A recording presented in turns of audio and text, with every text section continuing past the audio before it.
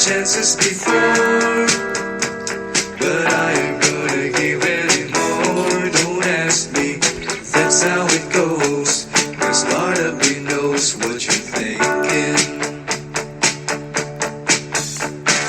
Don't say words you're gonna regret. Don't let fire rush to your head. I've heard the accusations before, and I ain't gonna take any more. Believe me, the sun in your eyes was some of the lies worth believing. I am the eye in the sky, looking at you. I can read your mind. I am the maker of rules, dealing with fools. I can cheat you blind, and I don't need to see anymore to know that I can read your mind. Looking at you, I can read your mind. Looking at you, I can read your mind. Looking at you, I can read your mind. Don't leave false illusions behind. Don't cry, I ain't changing my mind. So find another fool like before, 'cause I ain't gonna live anymore, believing some of the lies, while all of the stars are deceiving. I am the eye in the sky, looking at you. I can read your mind. I am the maker of rules, dealing with fools. I can cheat you blind, and I don't need to see anymore to know that I can read your mind. Looking at you, I can read your mind. Looking at you, I can read your mind. Looking at you, I can read your mind. I am the eye in the sky, looking at you. I can read your mind. I am the maker of rules, dealing with fools. I can teach you right, and I don't need to see anymore to know that I can read your mind. Looking at you, I can read your mind. Looking at you, I can read your mind. Hi, everyone. Welcome to the Porthole to Justice. I am your host, Amelia Duran, and it is April 13th, 2021. It's a sunny Tuesday here in Dallas, Texas. Welcome to the podcast. I'm going to have on the author today of The Unseen Hand, Ralph Epperson. This was a book that was published in 1982, but interesting guy, and I was feeling like some good conversation today.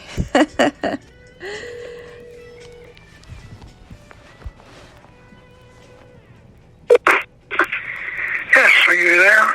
Hi, welcome to the podcast. Should I go on the speaker's phone, or can you hear me okay? I think we can hear you just fine. Okay, well, your voice is a little bit soft, but that might be okay. Okay. That's better. Welcome to the podcast. Thank you. You're live on the Porthole to Justice, and I want to welcome you. Tell us a little. Okay, you're the author of the book, The Unseen Hand. I've already shared that with the audience, but tell the audience a little bit about yourself. Well, I don't have a very illustrious story. I grew up in Arizona, and when I graduated college here in Tucson, I moved to Los Angeles, and I voted in the 1962 governor's race, and I didn't know what I was doing, so I decided to join the Young Republicans And I walked in the door, and the fellow said, where are you from? And I said, Tucson. And he said, why are you here? And I said, learn how to vote. And he said, no, you're not. You're here to read. And I said, no, I don't want to read. So he gave me a book to read, and I started reading. That was back in 1960, 62 or 63.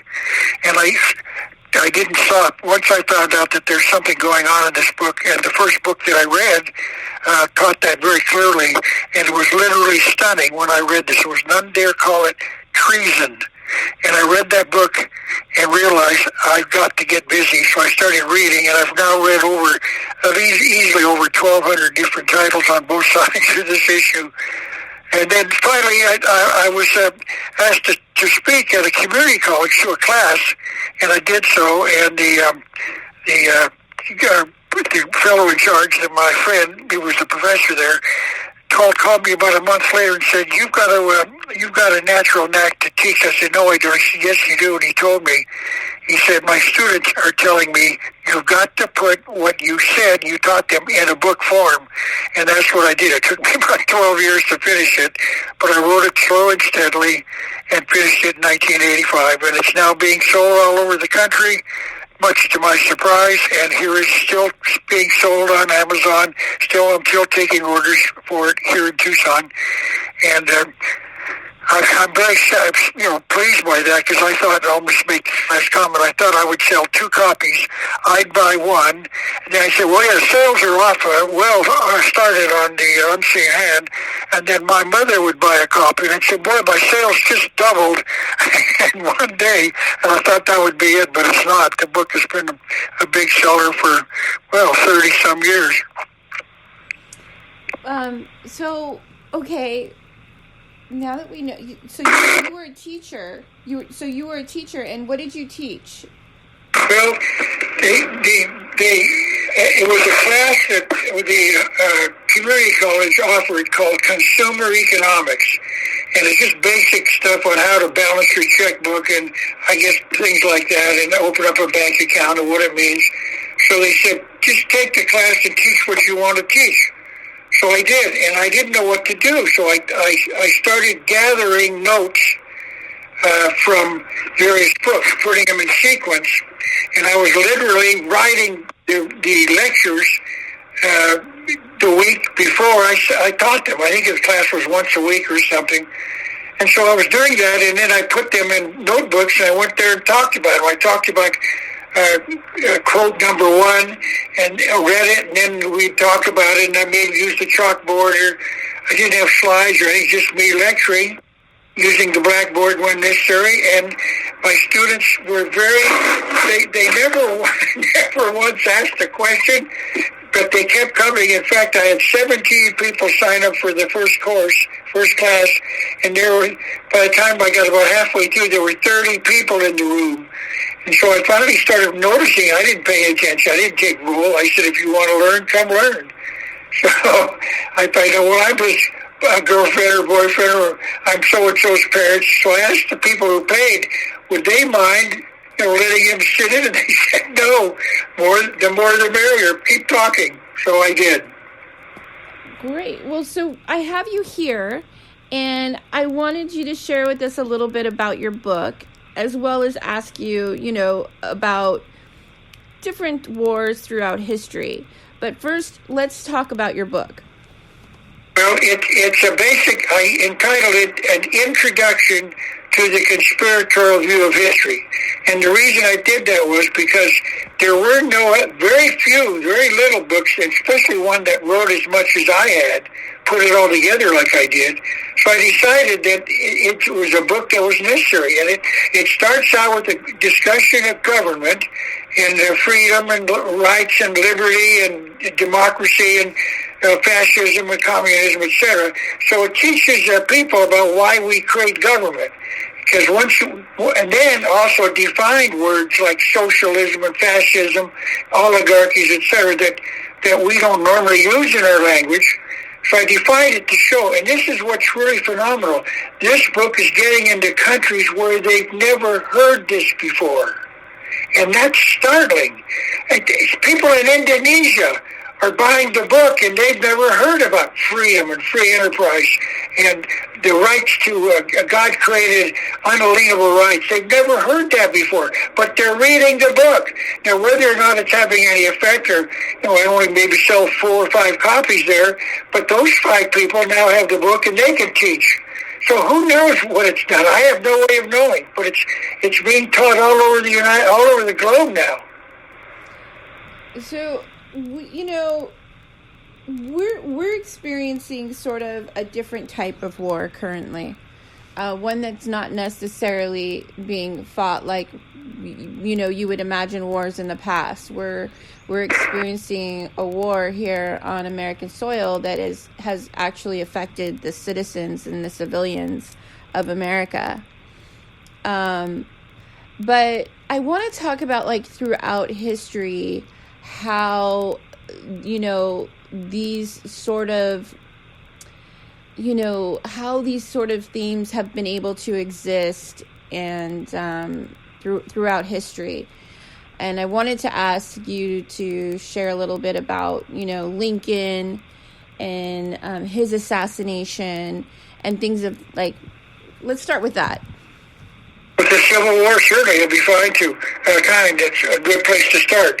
It's, of course, middle of the book, but that's okay because we only have an hour, and I'll have to make it brief. But I believe I'm going to point out that we don't know really. We have been lied to about the cause of the war. The war was not. It was fought over slavery, but that was not the reason it was fought. The central bankers, like the Federal Reserve, our Federal Reserve is called a central bank. It's owned by private enterprises, nothing to do with the government, it's not even federal. And so they wanted to create a central bank in America, the United States, when we didn't have one. And so we fought the American Revolution. They ended up with a short-term, 20 years central bank. That lasted. They went for a number of years till 1812, and then we had a second central bank created. That lasted in 1830. So then they planned the Civil War.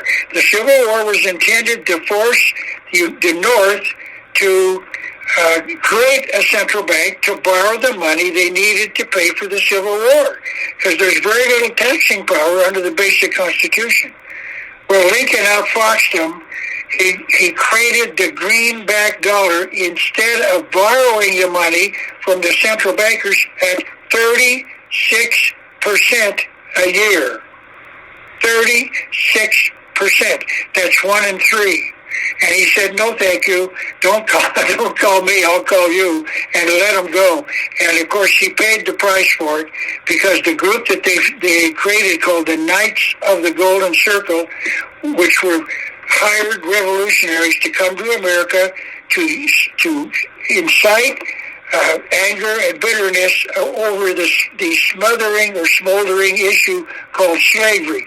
And that was the reason they were trying to get the South to secede, so that the brother would fight brother, and then whoever won would end up with a central bank that the bankers would own, but they didn't do it because we didn't borrow the money. So that's a good review of why it was started and what the end result was. But I mentioned the Great White Brotherhood as the group that caused it. It was created out of Europe. Probably had 14,000 members, although I've seen estimates as high as 200,000 or 300,000. Probably no one really knows how many, but they were spreading slavery, anti and pro both sides, and trying to get the South to secede, and they did so. 11 states decided to create a confederacy. And by the way, there's a very important reason that they did that. They did